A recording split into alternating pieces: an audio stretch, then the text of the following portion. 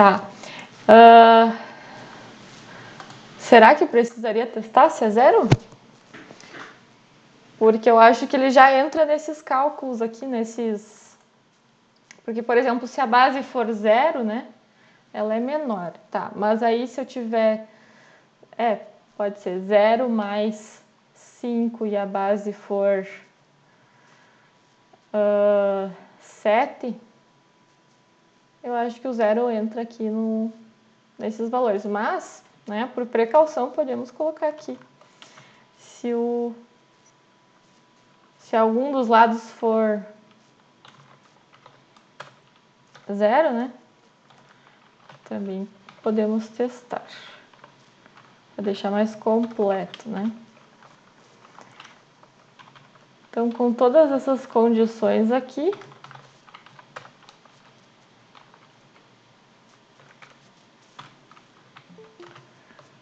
a gente determina, então, se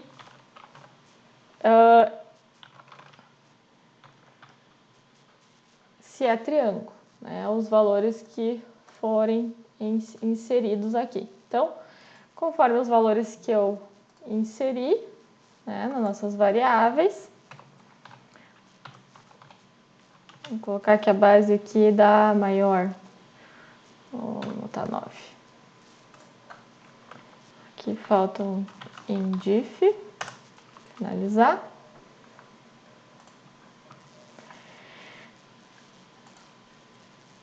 Ó, ele me disse que esses valores não formam o triângulo. Por quê? Ele entrou na primeira condição, né? Que nós tínhamos que a base, ela é maior que a soma do lado A e o lado B. Então, a soma do lado A e o lado B dá 6, né? 6 ele é menor que 9, então esses valores eles não formam um triângulo.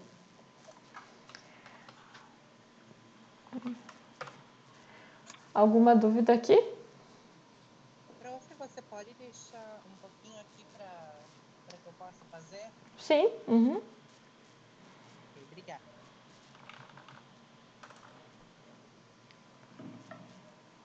Vocês entenderam essa lógica? Ele é... Professora, tem como dar um zoom, aumentar a imagem? Sim, aumento sim. Deixa eu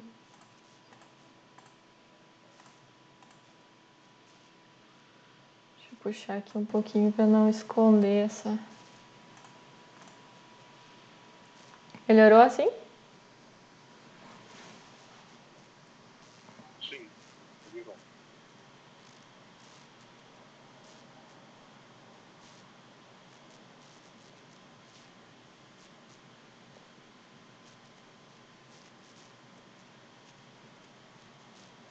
Então, pessoal, essa aqui é uma condição composta, tá?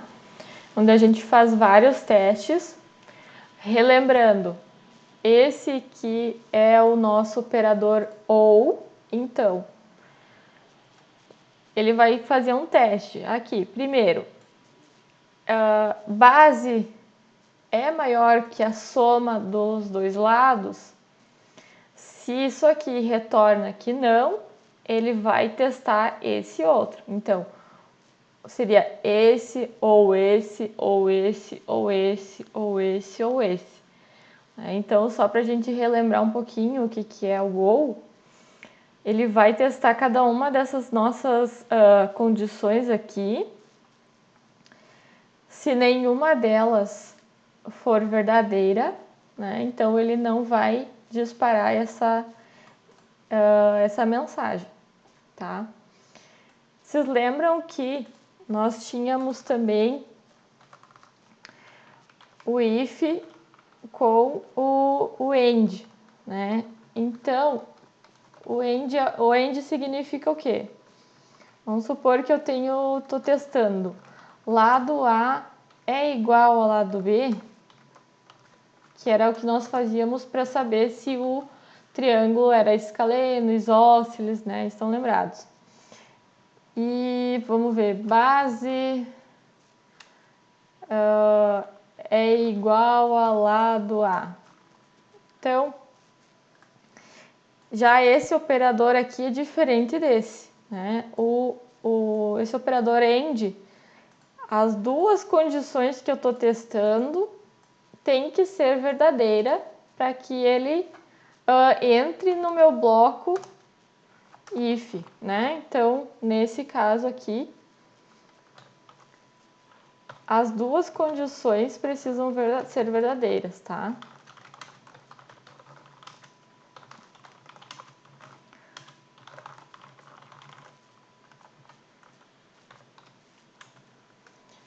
Eu pensava que o AND era só uma sondora.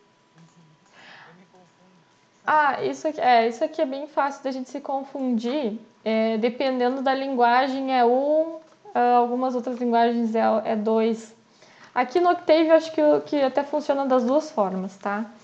Mas bem tranquilo, isso não é obrigatório a gente estar, né, com tudo sempre fresco na memória, é bem normal.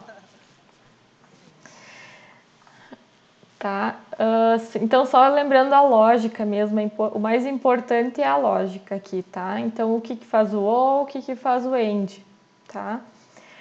Outra coisa que eu não comentei também aula passada é o else, né? Então, o que faz o else, pessoal? Lembram? Se não for a questão acima, é outra coisa. É. Ele ignora a instrução acima e vai para o else. Isso é. O else, então, seria o senão, né? Se essa condição aqui ela for falsa, ele vai testar o else, né? Então, né? Então, ele vai direto para o else, que nem tu comentaste. Então, só relembrando isso, vocês ainda ficaram com alguma dúvida nessa questão do triângulo? Eu havia errado ele, mas agora eu entendi. Eu pensava, prof, que não precisava, tipo, colocar cada uma separadinho, tipo, base maior que lado B, mais lado A. Eu pensei que era tudo muito mais corrido, mas eu acho que assim que é o correto, né? Tá, sim. Especificar, separar eles bem certinho. Isso, porque senão ele provavelmente vai dar erro na condição, né? Às vezes não retorna erro, mas ele não vai fazer a comparação correta, né? Então, Sim, porque assim até fica melhor pro programa para ele identificar tudo. isso, o ideal é sempre. Eu gosto de organizar também. Tem linguagens, né? Em que a gente pode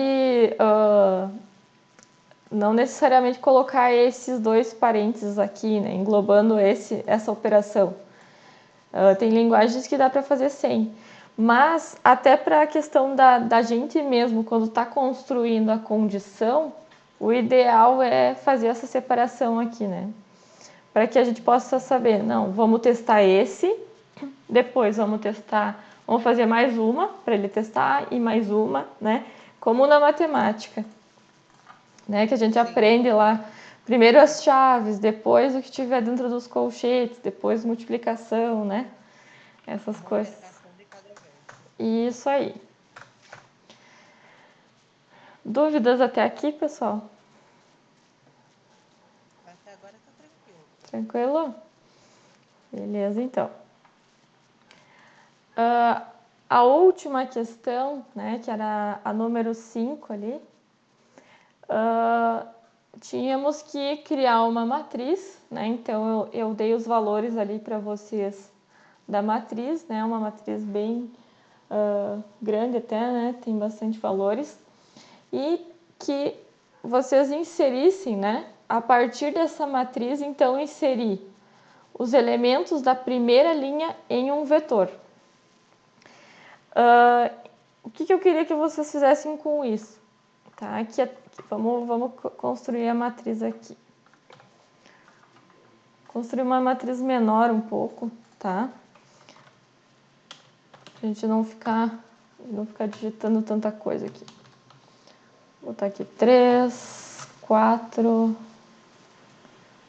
próxima linha, 5, 6, 8, 12, 13, 13, 13.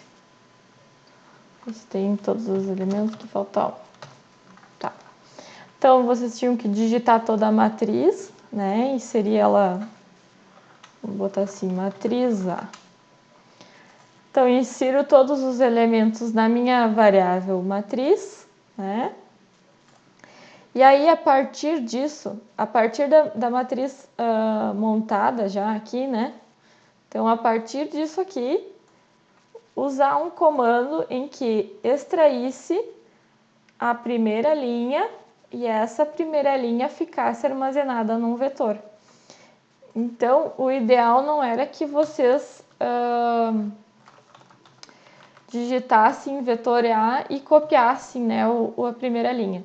Não, eu queria que vocês utilizassem o comando para isso. Como que é o comando para isso? Então, eu posso extrair elementos da minha matriz da seguinte forma. Eu tenho lá a matriz A, né? E aí, o que eu quero dessa matriz? Eu quero a primeira linha, tá? E todas as colunas. Então, dessa forma, eu extraio do que eu tinha antes pronto, dessa matriz, só a primeira linha. Então, o que acontece? No meu vetor A, eu vou ter o conteúdo da primeira linha da matriz A. Não fazia ideia que era assim. Eu pensei que era só copiar mesmo, mas então Sim. entendi. Faltou explicar também para vocês na outra aula, eu acabei esquecendo. Mas aí, assim, vocês podem extrair a primeira linha, se eu colocar o número 2, eu vou extrair a segunda linha, né? E aí tem algumas funções a mais que a gente pode trabalhar com a matriz, ou copiar ela inteira, copiar uma parte, tá? Criar uma nova matriz. Eu vou até dedicar talvez uma aula. Sim. Se fosse para extrair uma coluna, qual o comando que a gente usa? Daí a gente usa Extrair a primeira coluna. do lado direito da vírgula daí. Ah, tá. Só inverte. Isso, inverte aí. Ele vai extrair, faltou 2 pontos aqui. Ó, a primeira coluna, tá? Então, eu poderia também extrair só um elemento, né? Então, vamos supor aqui que eu quero o primeiro elemento da primeira coluna. Primeiro elemento da primeira coluna. 1,1. O segundo elemento da primeira coluna, né? A coluna inteira, eu ponho 2 pontos. Aí tô pensando aqui, eu acho que eu vou fazer uma tabela disso aqui para vocês, que é interessante ter como consulta. Seria ótimo. Tá, isso. Deixa eu até anotar aqui para não esquecer, que eu acho que é bem importante também vocês conhecerem esses... vou anotar aqui no cantinho. Então, para extrair ali no 2, seria a primeira linha? Então, vai o 1, a vírgulazinha e os 2 pontos. Isso, o 1, vírgula e 2 pontos. Era a primeira linha e armazenar num vetor, né? Então, pode ser qualquer nome aqui, né? Eu botei vetor A, mas qualquer nome serve, tá? Da preferência de vocês. Mais alguma dúvida em relação a isso, pessoal? Se eu quisesse extrair mais de um elemento específico da matriz, era só colocar ponto e vírgula daí? E colocar entre parênteses? Mais de um elemento? Então, assim, ó. No caso, aqui eu tenho a primeira linha, a segunda linha, a terceira linha, tá? Se eu colocar desse lado aqui, eu tenho primeira coluna, segunda coluna, né? Lado direito, terceira coluna. Eu posso pegar vários valores de um intervalo, né? Então, por exemplo, eu quero da linha 1 o intervalo que vai de 3 até 4. Vamos executar isso aqui para vocês verem. olha só. Tá meio pequenininho, eu não sei se esse aqui eu consigo aumentar o tamanho, eu acho que não. Mas assim, ó, eu tenho a matriz aqui, né? A matriz A, tá? Vocês estão vendo que o comando que eu digitei foi o seguinte. Vou pegar ele aqui. Ó, eu quero da primeira linha, então, número 1 aqui, os elementos da terceira até a quarta coluna. Né? Então, eu vou colocar esse intervalo aqui, né? Eu estou apontando com o dedo aqui, eu esqueço que vocês não estão vendo. Esse intervalo aqui eu coloco de qual até qual, né? No caso, se eu tivesse uma matriz maior, vamos preencher com mais elementos aqui. Pelo menos mais um.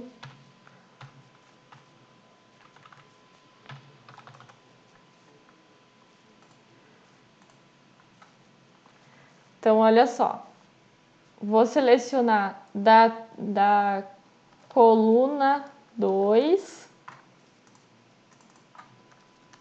coluna 2 até a coluna 4, só da primeira linha. O que veio para mim? Ó? O 2, o 3 e o 4. Então, eu posso fazer essa seleção de elementos aqui, sim. Só depende de eu indicar que linha que eu quero, né? Ou todas as linhas, qual coluna que eu quero, ou todas as colunas, né? E o intervalo, que intervalo que eu quero, de que elemento até que elemento, né? Tem a aula que eu vou dar para vocês sobre extrair dados, tá? Que aí a gente vai trabalhar um pouquinho mais em cima por isso que eu quero fazer uma tabela com esses comandos, que aí vocês vão extrair alguns dados de uma matriz bem maior, tá? E aí fica mais legal de trabalhar com isso, né? Prof, mostra como você posta uma coluna. Uma coluna, vou colocar aqui, ó, que daí fica maior. Coluna, então eu quero, vamos supor, da coluna 3 até a coluna 4, vou inverter, tá? Da linha 1. Vamos ver. O que houve? Eu não tenho, né? Então tem que ser, vamos supor, da 1 até a 2. O que ele trouxe para nós? Então, da coluna 1, o elemento do 1 até o 2. Tá? Eu não quero da coluna 1, eu quero da coluna 2. O elemento 2, o elemento 1 até 2 da coluna 2. Isso aqui. Bem fácil de se confundir. Então, olha só. Deixa eu pegar aqui e colocar no outro lado para ficar maior. Então, assim, ó, eu tô pegando o elemento 1 até o elemento 2 da segunda coluna. Então, que elementos eu tenho aqui, ó? Vou montar ela aqui, fica mais fácil de visualizar.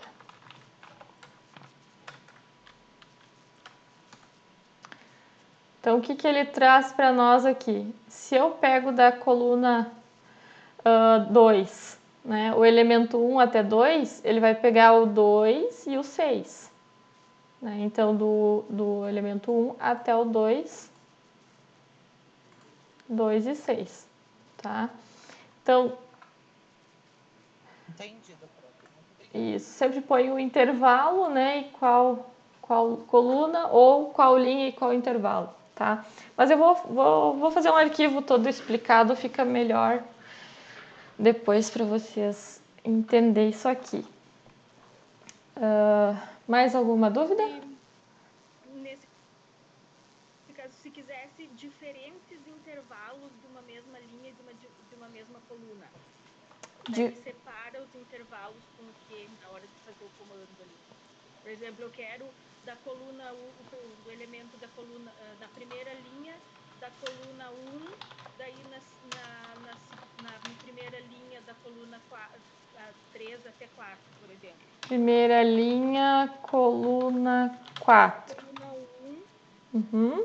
e a coluna 3 e 4, no mesmo comando, por exemplo. 3 e 4? Isso. Eu poderia então ter. Vamos pensar um pouquinho. Agora eu tô na lógica aqui. Teríamos que pegar da coluna. Vamos ver, elemento, primeira linha. Essa aqui, coluna 1. Ele teria que trazer esse valor aqui. Esse valor. Ok, então eu teria de 1 até 1 e 3 até 4. Acho que é assim. Só que daí seria vírgula aqui, essa que é a dúvida ali, o que separa. Porque eu pensei no comando quando a gente vai mandar imprimir alguma coisa, um arquivo, e daí eu quero só a página 5, depois eu quero a página 8 até 10, que daí a gente faz o intervalo, né, usando um tracinho para separar. Não precisa mandar várias vezes, né? Sim. Eu posso mandar imprimir a página 1, depois eu quero da 5 até a 8, depois eu quero da 20 até a 23, e posso na mesma... sim. No mesmo comando, né? Entendi. Agora, essa questão de fazer composto, assim, valores, eu não sei te responder nesse momento se eu consigo fazer essa extração. Tá? Eu vou deixar anotado aqui, nunca tinha pensado nisso, mas vou deixar anotado aqui a tua dúvida e aí eu mando para vocês, tá? Eu não tenho certeza se eu posso... É comum usar isso, mas eu me lembrei do comando de mandar imprimir na impressora, né? Sim. Aqui... Qual seria a resposta final da questão? Oi? Qual seria a resposta final da questão? A resposta final... Deixa eu ver qual que era a questão mesmo que nós estávamos fazendo. Era a primeira linha só, né? Tá, eu vou... Entre conceito, parênteses, 1,2 pontos, né? Seria matriz... Eu vou colocar aqui a resposta, tá? Matriz A. Então, primeira linha e todas as colunas. Essa aqui era a resposta da questão. Tá? Então, essa outra questão aqui que a Cristiane estava levantando, eu vou ter que dar uma estudada para ver bem certinho como é que eu monto ela. Mas eu acho que é possível. Se de repente é possível ou usual, porque de repente nem é usual. Na verdade eu acho que é usual sim, mas eu vou ter que estudar um pouquinho para ver como que montaria ela, né?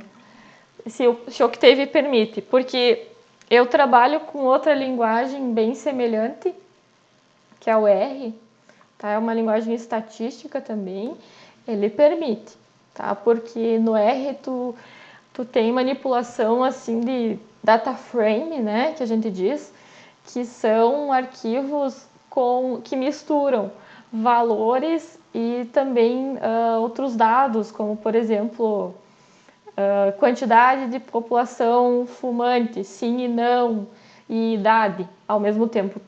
Imagine tudo na mesma matriz. A idade das pessoas e se é fumante ou se não é fumante. Tudo na mesma matriz. Aí já se torna um data frame, né, que a gente diz. No data frame, na linguagem R, eu consigo extrair dessa forma que tu está me perguntando. Agora, o Octave eu nunca tentei mesmo. Então, eu vou ver se é possível e trago para vocês na próxima, tá?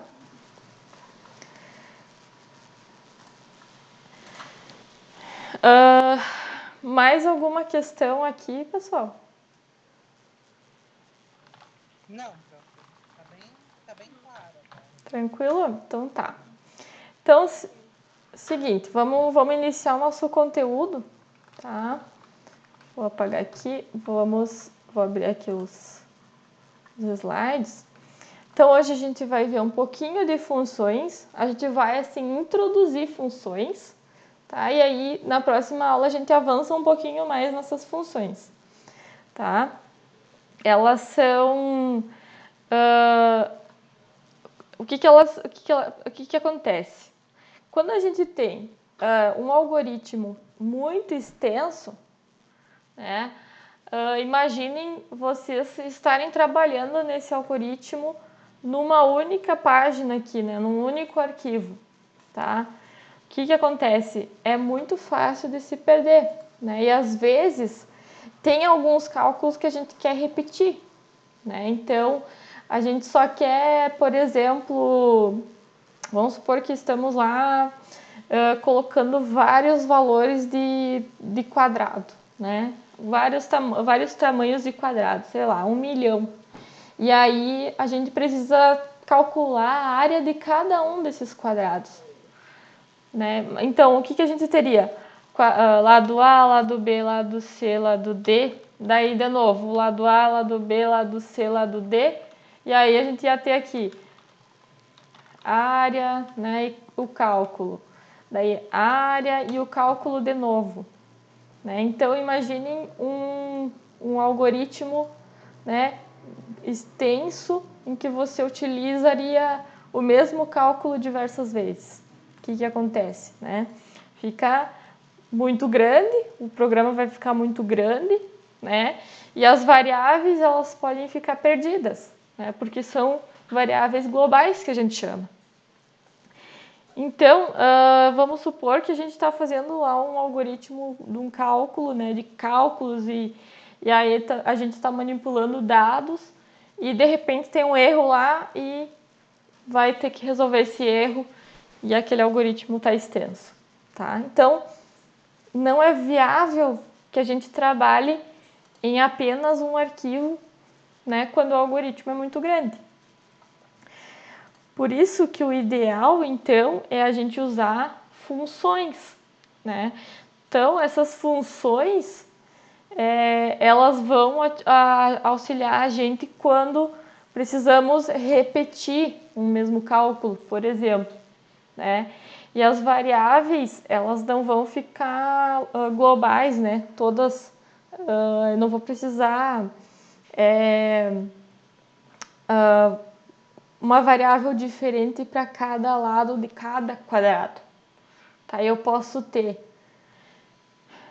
4 variáveis, né? E aí, conforme eu mudo os valores, eu só passo para a função esses valores, e a função é sempre a mesma, né? Então, se a gente tivesse esse algoritmo de calcular a área do quadrado, né, eu poderia chamar a mesma função da área, né, que calcula essa área, toda vez que eu tivesse necessidade de fazer esse cálculo, tá? E outra questão interessante é que, por exemplo, vamos supor que a gente está numa equipe, né? Eu sou um programador, o Lucas é outro, o Cristiane é outro, né? São 3 pessoas trabalhando no mesmo programa. E aí a gente pode cada um trabalhar em cima de um arquivo, né? Cada um trabalhar numa função, né? Numa dessas funções. E aí depois a gente junta eles e na verdade não precisa estar no mesmo arquivo depois, né? Só junta, eu digo, chama um ou outro, né? Então, é bom para essa questão de gestão das variáveis, né? E também questão de organização de código. Como é que a gente define uma função? Então, como eu falei para vocês, a gente tem um arquivo separado, né, que vai ficar só a função. Olha, a Cristiane deu um bom exemplo ali, ó. Um algoritmo poderia ser usado para calcular a área de um terreno em um loteamento, com certeza. Poderia sim. E aí a gente pode usar a mesma função sempre, né? Então, Vamos supor que você tem um algoritmo lá que tem informações do terreno, né? E tem a função lá para calcular a área do terreno. E aí você tem vários terrenos. Aí cada vez que você quer calcular, você só chama a mesma função, em vez de ficar repetindo o cálculo para cada um dos terrenos, né? Então é bem interessante vocês entenderem como que ela funciona. Então, basicamente, né, a gente define ela sempre da mesma forma. A gente usa esse comando aqui, function, né? E aí define aqui qual vai ser a minha variável de resultado. E aí o nome da minha função, por exemplo, área do quadrado, ou área do terreno, né? E o argumento aqui vai ser os valores que eu estou enviando para ela calcular, tá? Vamos ver aqui um exemplo, né, para vocês entenderem melhor. Aí, assim, outra questão, que dentro do corpo dessa função é que você vai colocar o cálculo propriamente dito, tá? Vamos fazer esse exemplo aqui do quadrado, tá? Que é um exemplo que vocês podem, de repente, talvez até usar no futuro. Deixa eu criar um novo aqui, vou descartar, ó. Vamos aumentar o zoom aqui. Acho que Ctrl++. Não tá funcionando.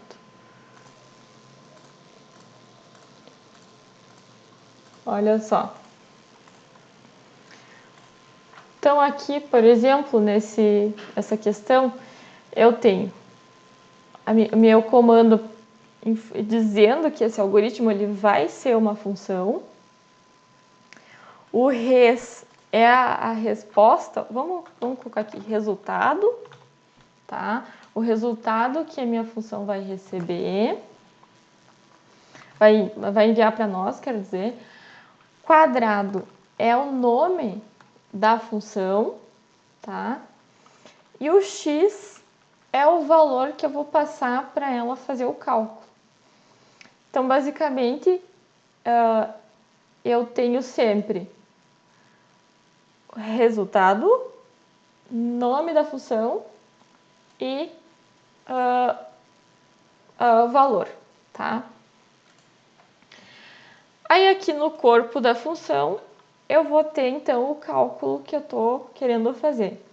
Nesse exemplo, né, então a gente vai ter só um resultado, né, aqui, vou colocar o nome completo, eu vou ter só um resultado porque eu quero somente a área do quadrado, tá? Então, a gente sabe que quadrado tem dois lados iguais, né, então basta eu calcular x vezes x, essa é a minha função. Eu salvo esse arquivo com o nome da minha função, né? No caso aqui é quadrado, então vou salvar com o nome dela. Nesse caso aqui eu já estou com ela salva. E aí aqui, quando eu for então fazer o uso dessa função, poderia criar um novo arquivo chamando ela, né? Ou simplesmente aqui na minha janela de comandos, né? Eu poderia dizer, eu quero a função quadrado e vou mandar o valor para ela, né? Que valor que eu quero calcular? Eu quero a área do quadrado que tem 3 de lado, né? Então, ele já me dá a resposta, né, com essa passagem de parâmetro. Então, esse valor aqui, o 3, quando eu chamei a função, ele veio por aqui pelo x, né? Então, ele veio aqui pelo x, e aí ele foi calculado aqui, tá? E o resultado foi o que a minha função retornou aqui, o número 9. Vamos fazer num arquivo separado agora. Deixa eu aumentar o tamanho. Se for um retângulo, por exemplo, né, que é mais fácil, ou uma figura de 4 lados, que seria mais fácil para a gente calcular um terreno. Daí ali no lugar quadrado X, eu vou colocar já X, Y, Z e W, por exemplo. Isso aí. Separa por vírgula. Sim. Separado por vírgula. Tá. Isso. E daí abaixo eu só coloco X mais Y mais Z mais W. Isso, e aí aqui você vai colocar, no caso, os valores. X, o Y, o Z e o W. Isso aí. E aí, se a gente tivesse um outro arquivo, né, com os cálculos, chamar as funções, então eu poderia ter quadrado, né? Deixa eu aumentar aqui a visualização. Não sei por que ele não pega por padrão isso. Quadrado, e aí eu vou passar aqui o valor, sei lá, o valor 4, né? O que eu poderia fazer? Eu poderia estar manipulando esses dados nesse outro arquivo e armazenando eles em outra variável, né? Por exemplo, área. Então, na variável área, eu vou passar por parâmetro o lado do quadrado, né, número 4, e vou chamar a função quadrado. E a minha função quadrado, ela está onde? Ela está onde? Nesse arquivo aqui, que eu guardei a minha função. Então, executando isso,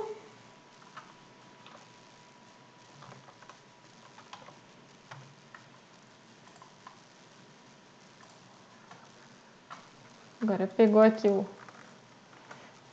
Então, se eu executar, no caso, esse arquivo aqui agora, né, ele vai jogar o resultado, então, do 4 vezes o 4, né, que é o parâmetro que eu estou passando aqui, para essa função aqui, dentro da variável área. Então, eu joguei o 16, ó, aqui está o 16. Joguei o 16 para dentro da variável área. Eu poderia passar outra aqui? Poderia. Poderia ser quadrado e vou botar um outro valor. Vou botar o 5 agora. Então, vou executar de novo. O que ele fez? Ele trouxe o 16, né? E trouxe o 25. Então, por exemplo, eu tenho a área 1, né? Com um valor. Depois, a área 2, né? Que é outro quadrado, né? Eu vou passar outro valor. E aí, em vez de eu estar aqui, se a gente fosse fazer no jeito convencional, né, que nós fazíamos antes, eu teria que repetir aqui de novo, repetir de novo se eu tivesse um terceiro, tá? Então, dessa forma, simplesmente eu chamo a função, né? Eu chamo a função e ela já me devolve o resultado, tá? Então, por enquanto, os exercícios que eu passei para vocês vão ser somente de cálculos, tá? E aí, nas próximas aulas, a gente avança um pouquinho, misturando condições dentro dessas funções, tá? Então, por enquanto, eu gostaria que vocês iniciassem o primeiro exercício ali, tá? E aí eu vou acompanhar vocês para que a gente possa tirar já as dúvidas ainda durante a nossa aula de hoje, tá? Não sei se vocês querem fazer alguma pergunta até aqui. Ficou claro o funcionamento da função?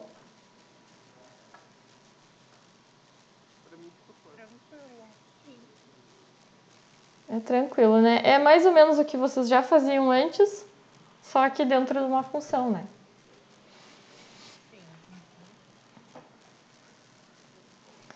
Tá? Então, iniciem ali e eu acompanho vocês daí, tá?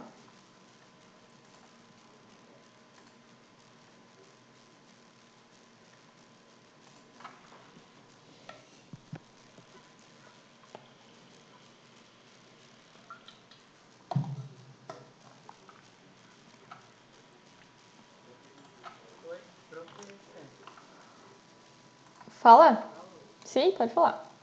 Eu posso mandar o código aqui pra ver se tá certo? Na reunião no chat? Pode mandar sim. Tá. Você já vai vender essa ideia? Uhum.